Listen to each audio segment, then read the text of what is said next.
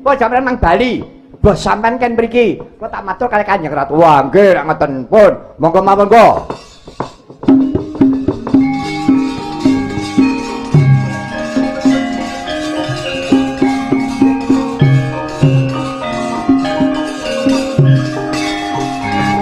Oh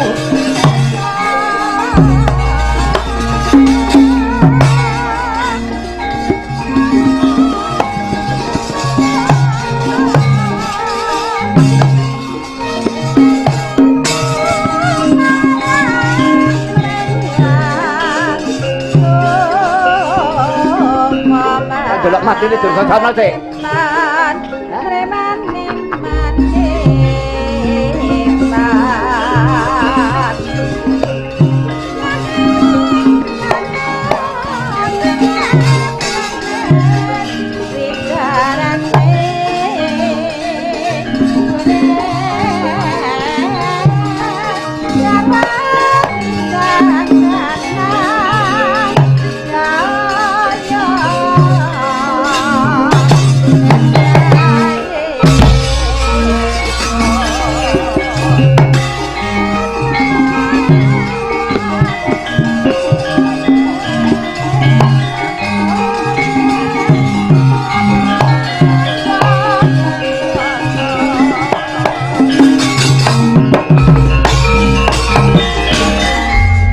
Soroting pandam sumula amadangi jroning pasareyan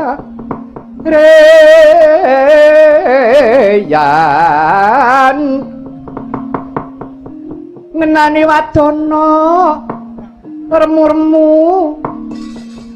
kalingan ngangrangan sandya manahan kok sumungkem kuling sang kakung rarapo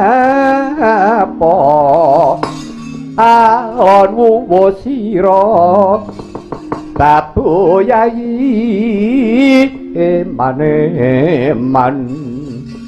maneman beratente brantoyayi ulun tada runte ulun tada runte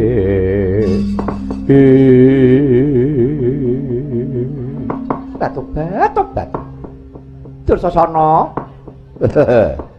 kula wonten timbalan ingkang adhawuh Kakang Mbok pareng nimbali kawan ingkang raying Banjar Junut pun Dursasana ora aku iki gumun setahun jembleng serendeng karo kowe kuwi Dursasana kaya distun temen anggonmu ora mikir kanthi meneng ora mbok pitung kanthi ganep kowe kuwi janjane satriya negara Ngastina apa dudu kowe iki Kurawa apa dudu lha nggih to lha iki nggih Kurawa lho kadang Kurawa kadangipun Kakang Prabu Duryudana lha iya mongko dina iki ingkang Raka Sina Prabu Duryudana ngadani perang gedhe Baratayuda Jaya Pinangun mesanggrah ana buru pitu lah kok dadi kowe mung klitah-klitih klintong-klintong ana jroning Mardika Putren aku jubriya karo kowe Dursasana nalika semana iki sumbarmu jarene parek kepengin tanding yuda karo Werkudara rina wengi sing mbok gadang-gadang sing mbok sumbari pun Bratasena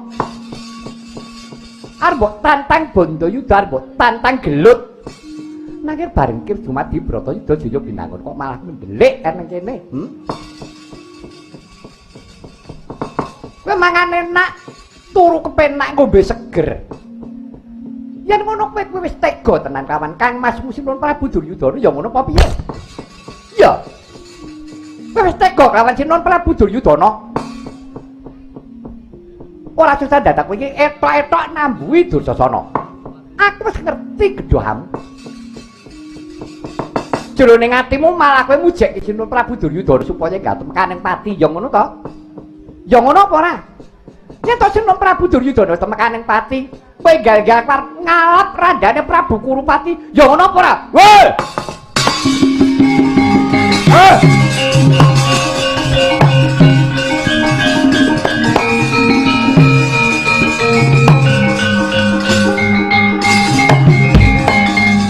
yayah sinipi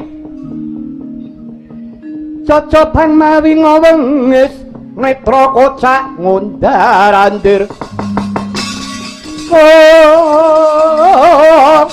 krot-krot kanang bojo wedanani rombranang kasmeta mrangsa gedeng ngurup dahanane ladala Kakang Mbok Banowati aja ngomong waton ngucap ning ngucap nganggo watonan wong anggon-anggon nganggo klambi iku diukur karo awake dhewe arep dikaya apa Dursasana iki isih waras nalarku isih mulur jagate ora mingkup ambane jagat ora musak godhong kelor nadyan kowe iki ayu kaya widodari nek kowe iki garwane kakangku Kakang Prabu Duryudana kuwi kangmasku sedulur tuwa wakiling bapa mangsa war tegel karo kakangku Kakang Mbok Banowati ora susah kowe gutul lor kena kidul nabok nyilih tangan jane sing gagek-gagekke patine Duryudana kuwi dudu aku nek malah kowe ayo malah kowe batu-batu Mbak dasarmu apa dasarku mengkene yen to Kakang Duryudana kuwi temekaning pati gugur ana madyaning palagan ora ana wong agru-agru ngono gendhon rukun karo Janaka ya ngono apa tepat migato kowe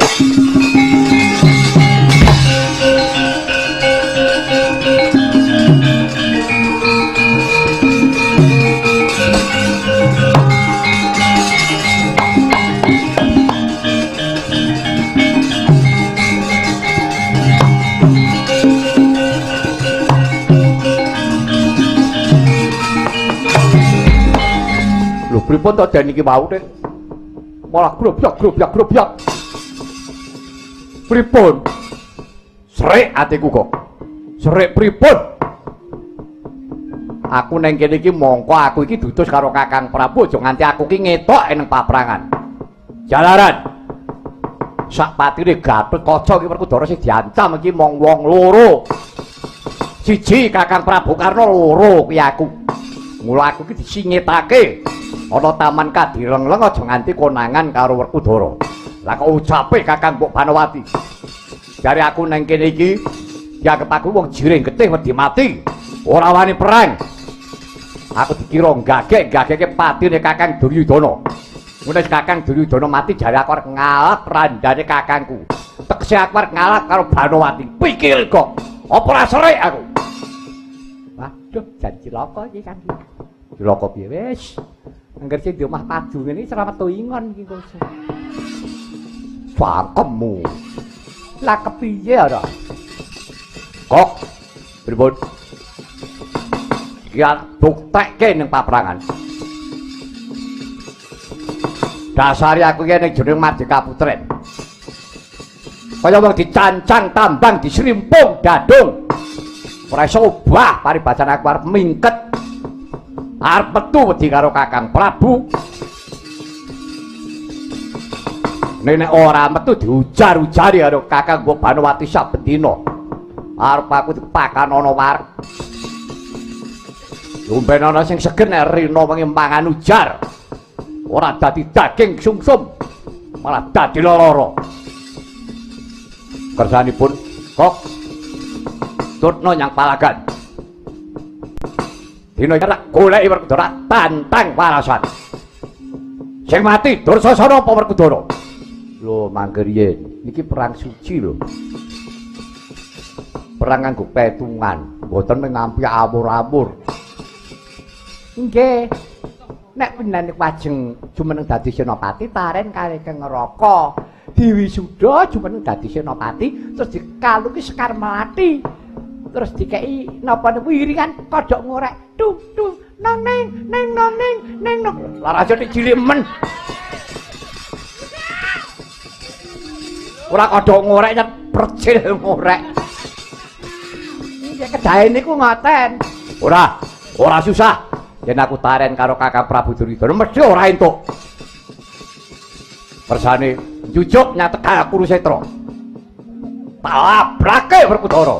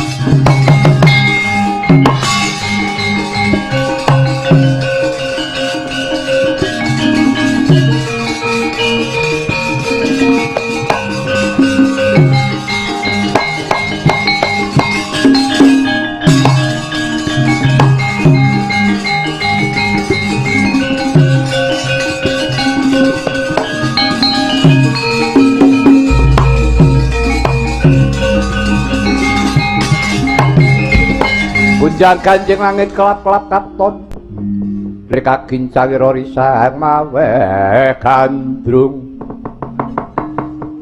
Sebarang katulukir moyak naik Tokok kula Den kowe kuwi wong tuwa sugih pitung wong perang kuwi supaya menang dinane apa petunge piye kok wong perang niku kabeh dina niku sae kok Den. Ah, ora nggih. Sedaya dinten niku sae sing elek niku wonge. Lho kok ngono nggih. Lah nyatane ning dina pengapesan, lah nggih sing apes niku wonge nek dinane mboten apes. Ngoten. Jarene ngendikane para winasis meneh kok. Nek dina Jemuah ora kena mlaku ngetan ngono kae piye? Nggih, panjenengan niku sirikane. Kyai kuno biyen ndawuhke nek dina Jemuah aja mlaku ngetan. Sebabe naga dina enten etan. Nek mlaku ngetan caplok naga dina mesti apes. Alah nek ora ngandel. Ora ngandel. Alah nek naga dina ning ngetan Jemuah mlaku ngetan. Nek yo malah mlaku ngetan.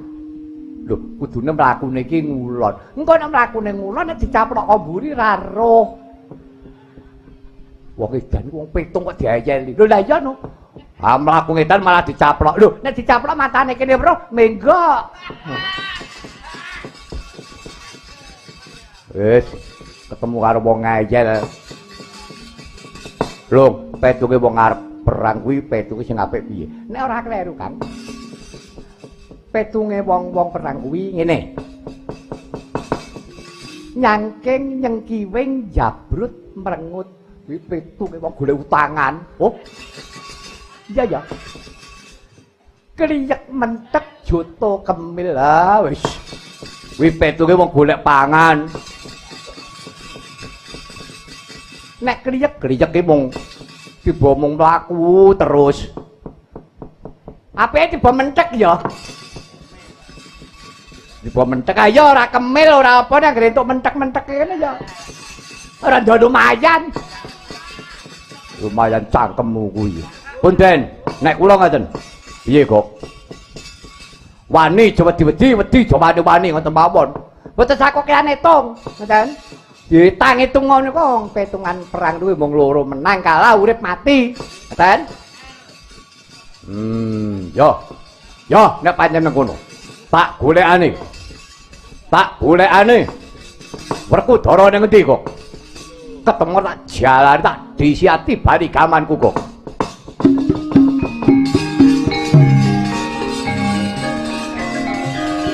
Semakan grosru kumbar ngono